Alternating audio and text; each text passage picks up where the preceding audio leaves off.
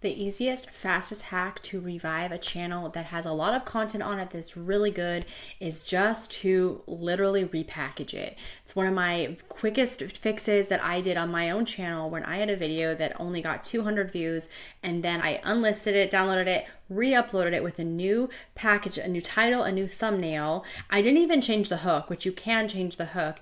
And it went from having 200 views to 13,000 views in just a few tweaks.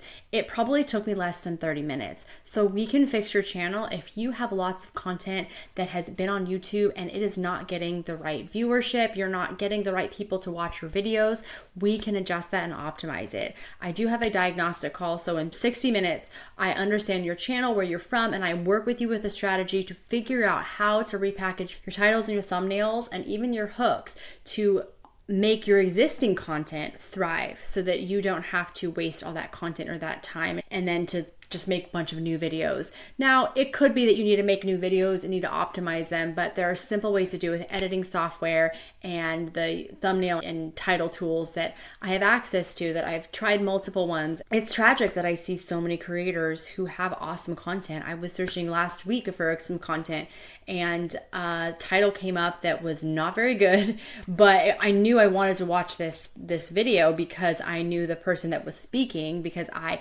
have read their work because they were authors, but they hadn't put their content on YouTube in a way that's YouTube appropriate or communicating the way YouTube is. So YouTube is a vehicle. It's a communication vehicle, just like my words are, just like images are, just like a book is. And so it's like if I was going to write a book and I didn't write a preface or content, I just started halfway through the story, any editor, any writer would be like, whoa, that's not how you start a book. You don't put a cover on the book. It's just these leaves of paper. Well, it's not really a book. You can't put that in Barnes and Noble or whatever, or Amazon and sell it.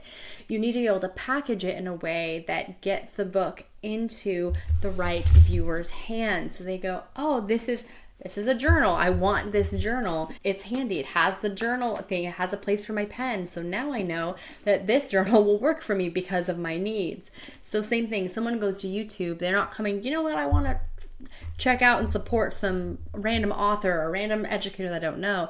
They come to YouTube with a specific desire, a question, a need, a belief. They want to be entertained, whatever that is. And so you have this unique opportunity to share your brilliance and your message with the viewer.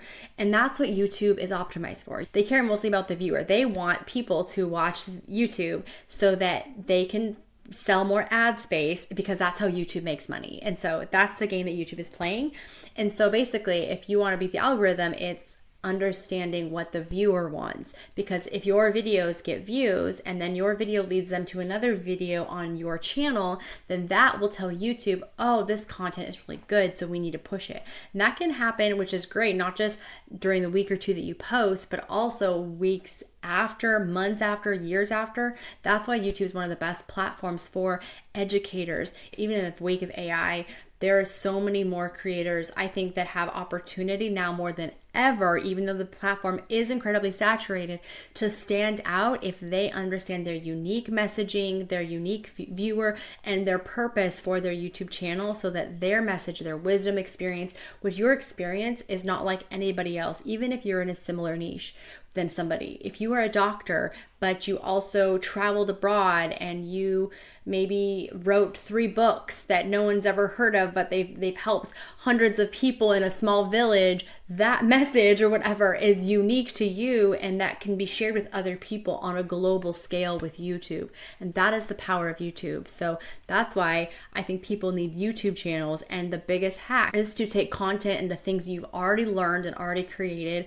You've probably written articles. You might have been sitting with people in therapy for a long time. You might be a coach or consultant. If you want to grow a YouTube channel, or you've been thinking about that, you don't have to spend thousands of dollars on courses or watch a ton of how-to videos. You can literally come up with a simple plan and strategy just specifically for you, with titles and thumbnails that are working now in your niche, and package your video and just start putting in the reps to create content that are going to serve your exact viewer with your messaging and your education so that people can experience your voice and your talent. I wish I had someone like me coming alongside me, and after spending years and thousands of dollars on YouTube, I now want to help other creators do the same thing.